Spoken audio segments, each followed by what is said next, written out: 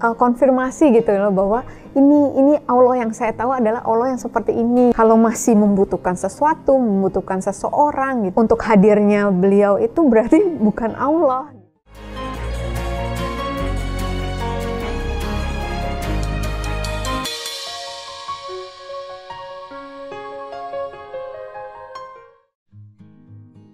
Ada keberkahan di balik sebuah musibah. Seperti itulah yang menggambarkan cerita Dr. Gigi Karissa Grani.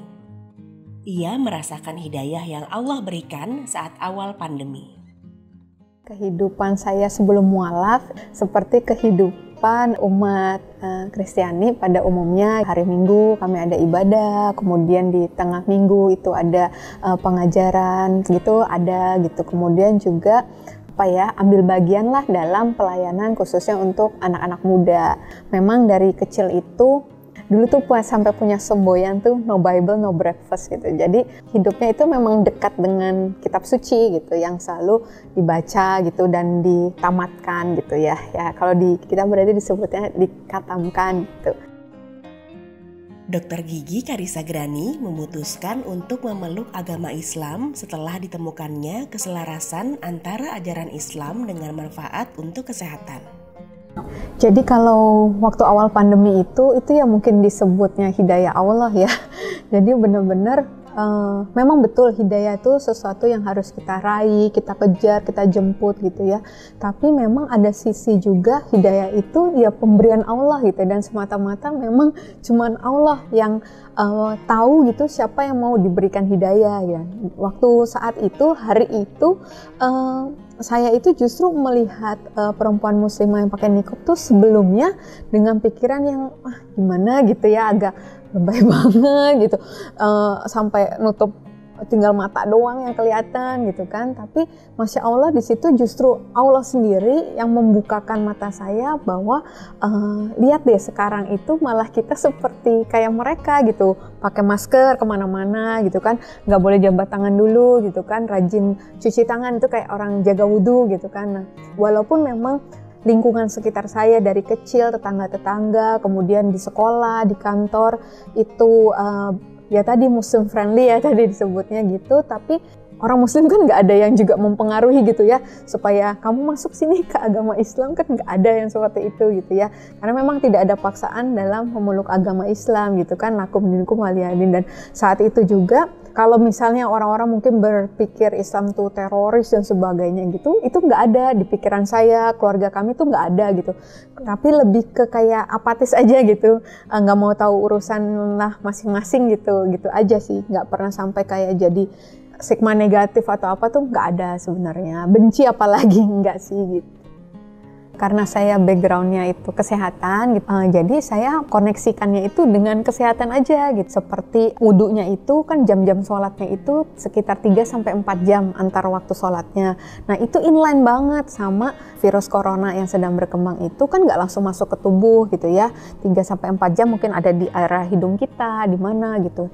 Nah ketika kita berwudhu, Masya Allah gitu ya, berarti kan walaupun mungkin kan hanya dengan air biasa ya, bukan dengan yang NaCl seperti itu, cuman kan itu cukup untuk mengurangi gitu virus-virus itu ada di rongga pernafasan kita gitu, organ pernafasan kita. Nah Masya Allah ya, jam-jamnya dari subuh, kemudian ke duha, ke zuhur, ke asar, ke maghrib, ke isya, mungkin deket ya, tapi nanti kan sebelum tidur kita disarankan untuk sholat lagi, kemudian ada tahajud, ada witir lagi gitu ya. Jadi itu benar-benar kita sepertinya sebenarnya udah dari dulu dijaga Allah supaya kita jauh dari segala sakit penyakit. Benar-benar orang muslim itu yang menjunjung kebersihan banget gitu. Karena saat itu ngelewatin masjid di balai kota ya, lihat orang pas gerakan sholat kok bisa serempak seperti itu. Kemudian saya iseng lah nyari manfaat gerakan sholat gitu. Mulai dari berdiri gitu ya, mulai tangan di sini, kemudian begini gitu, ketika kepala ini sejajar punggungnya itu kan katanya sampai kalau ditaruh gelas tuh nggak tumpah gitu kan. Itu ternyata aliran darahnya bagus ke otak, apalagi saat sujud gitu kan. Kemudian itu mungkin hal yang kalau kita nggak sholat minimal 5 waktu, mungkin kapan coba darah kita bisa ada di kepala itu bisa ada ya, bisa teraliri dengan baik. Posisi duduknya itu ternyata bagus untuk organ reproduksi, kan untuk tulang belakang dan sebagainya. Itu yang makanya yang saya makin amazed gitu dan pengen tahu lagi gitu. Sunah-sunah yang saya tahu yang teman-teman kantor lakuin kan ada puasa Senin Kamis. Kenapa Senin Kamis ya? Oh iya pas banget ya kalau hari Senin kan weekendnya habis makan, mungkin kita lagi sama keluarga makannya wah gitu kan nggak terkendali, ternyata hari Senin kita seperti di detox gitu kan gitu. Kemudian ketemu lagi hari Kamis itu, Masya Allah itu yang benar-benar saya kok bisa ya gitu, ajaran yang sejak dulu itu kok ternyata sekarang tuh inline gitu dengan kesehatan. Waktu saya kecil, remaja gitu sampai dewasa itu sebenarnya tadi waktu saya mempelajari kitab saya sebelumnya, dengar-dengar khotbah gitu ya, sering sih suka ada timbul pertanyaan di hati gitu yang sering kali juga nggak tuntas gitu terjawabnya, itu yang kayak masih menyisakan pertanyaan seperti itu. Sampai akhirnya kayak udah di persimpangan jalan gitu, saya kayak mau lakukan yang lama itu ragu, tapi mau lakukan yang baru kan belum bisa gitu.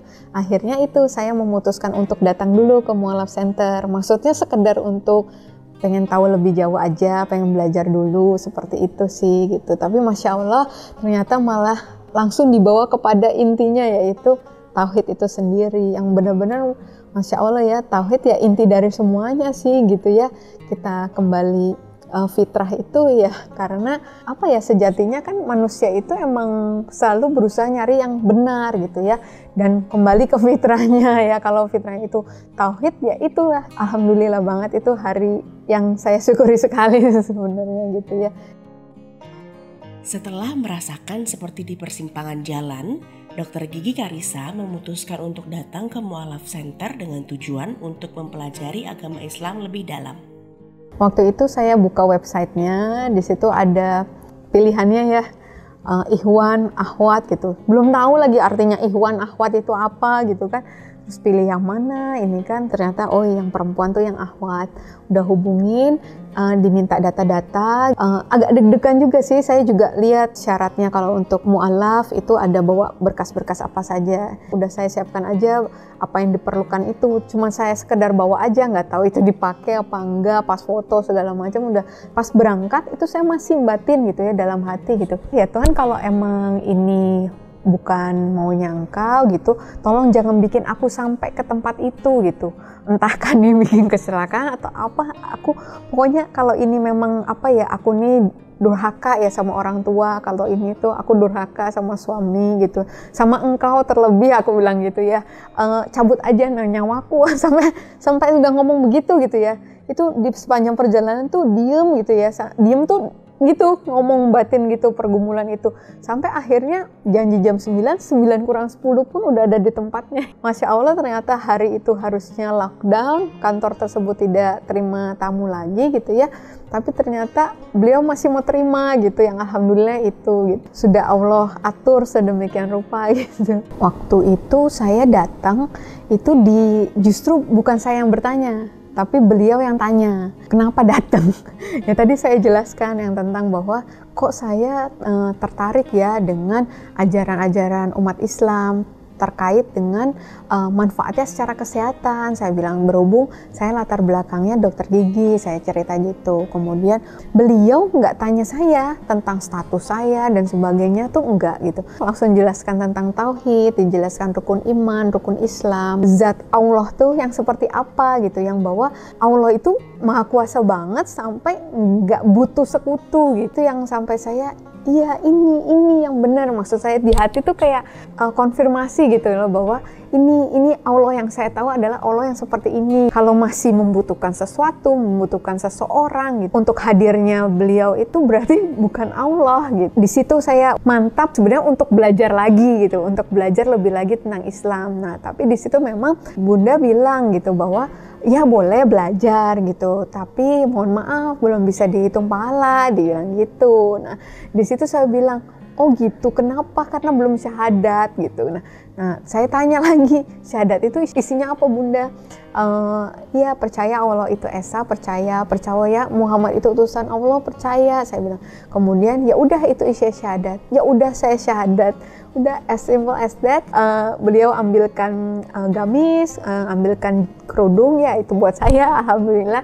Nah itu saya dituntun syahadat menjelang azan zuhur itu. Selesai syahadat itu, alhamdulillah itu saya langsung kayak plong gitu, terus alhamdulillah dipeluk sama bunda gitu kan, karena pakai kerudung dibilang cantik gitu.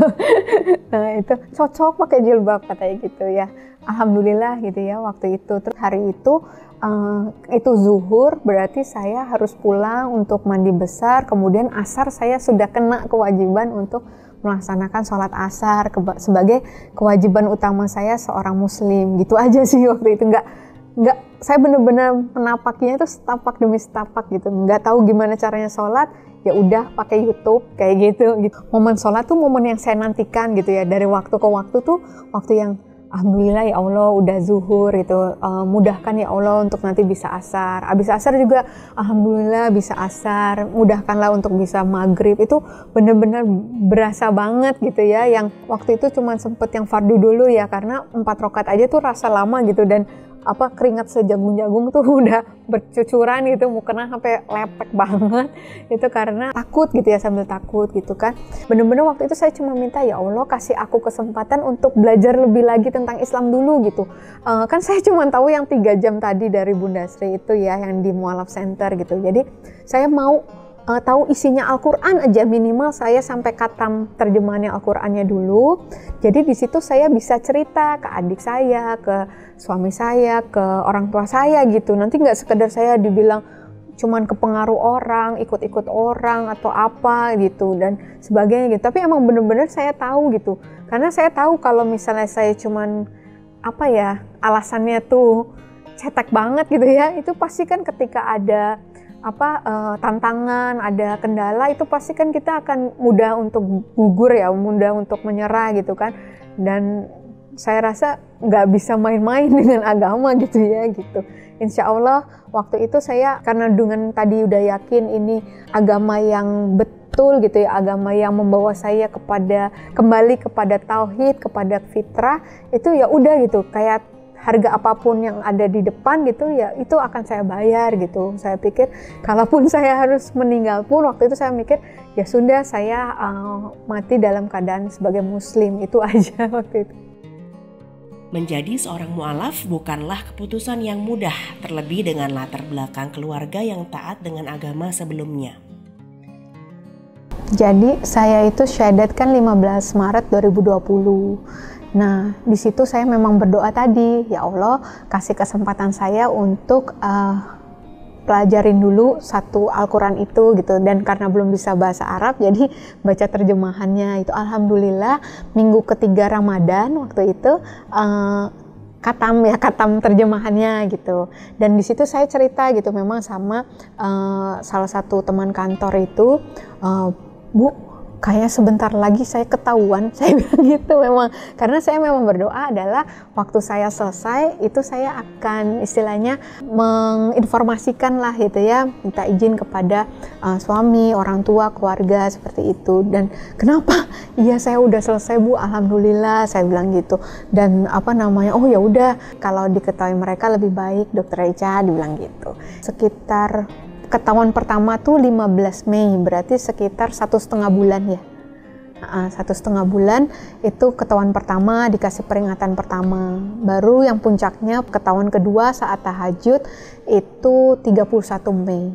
Jadi kira-kira dari Maret ke Mei itu 2 bulanan ya, 1,5 bulan lah, karena Mei itu kan pertengahan ya.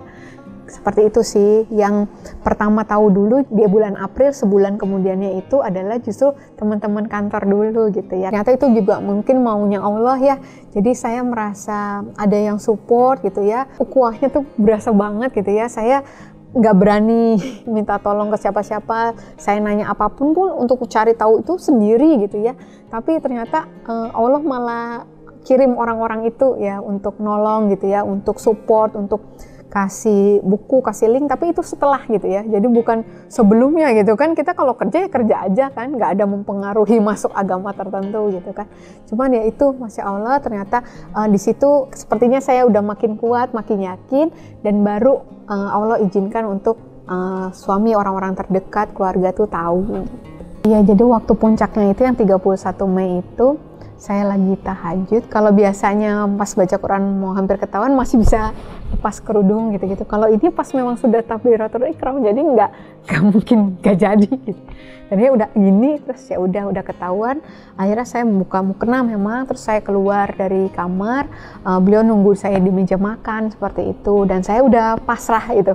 Apapun yang terjadi gitu, sampai saya udah yang terburuk, memang udah berpikir karena udah di ultimatum yang pertama kan, peringatan pertama juga sudah ada gitu, jadinya saya udah pasrah, ini udah ya udahlah, kalau harus matilah gitu, sampai udah di tahap itu gitu. Jadi bener-bener pasrah gitu. Ada yang bilang kok nggak lawan, nggak apa gitu, udah nggak bisa gitu, kayak udah bener-bener ya udah gitu kan gitu. Waktu saat itu sih kayak gitu sih, ketakutan banget gitu ya, cuman bisa zikir, baru tahu doa Nabi Yunus, doa Nabi Ibrahim, itu doang zikirnya gitu, dan itu doang yang jadi pegangan gitu, sampai ya udah kalau sampai aku harus mati, yang penting mati dalam keadaan Islam, itu doang gitu. Jadi setelah ketahuan itu kan saya sempat dibawa dulu ke rumah mertua ya. Nah di sana seperti doain juga, terus saya akhirnya sempat dinasihatin lah segala macam gitu kan. Terus pulang ke rumah itu saya suami tidur, saya mandiin anak karena udah mulai pada bangun. Nah di situ saya kaget juga karena pembantu saya bilang, "Bu, di depan ada polisi 3 orang gitu kan." Saya keluar gitu ya, "Iya Pak," gitu. Sempat saya usir dulu malah ya. Saya takut kalau malah suami saya bangun nanti saya dimarahin lagi gitu. Nah ternyata, "Ibu, tadi kami dengar ada laporan ke ini tadi pagi gini. Ibu diapain aja?" "Oh nggak apa-apa Pak, ini jadi suami saya tuh ada lawyer juga kan, jadi dia tahu gitu bagian mana yang bakal bekas atau enggak. Yang serangan kuping, jadi enggak bekas Pak." Aku bilang gitu. Terus dijambak, ditarik dari ruang makan ke kamar, saya bilang gitu. Di kulit kepala kan juga enggak bekas gitu. Terus habis itu, "Oh ya, tapi ini apa Bu?" Jadi ternyata udah mulai muncul.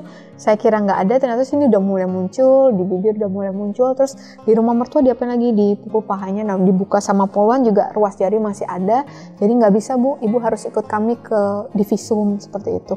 Alhamdulillah, terus akhirnya ada teman-teman yang jemput, termasuk lawyer juga jemput. Nah, beliau saranin saya nggak bisa pulang lagi kalau udah kondisinya seperti tadi gitu ya. Nanti takutnya terulang lagi dan sudah mengancam nyawa gitu, dan mengancam nyawa anak-anak juga. Jadinya malah disarankan sekalian bawa anak-anak. Nah itu kami bukan ke Mualaf Center, tapi kami ke pondok pesantren.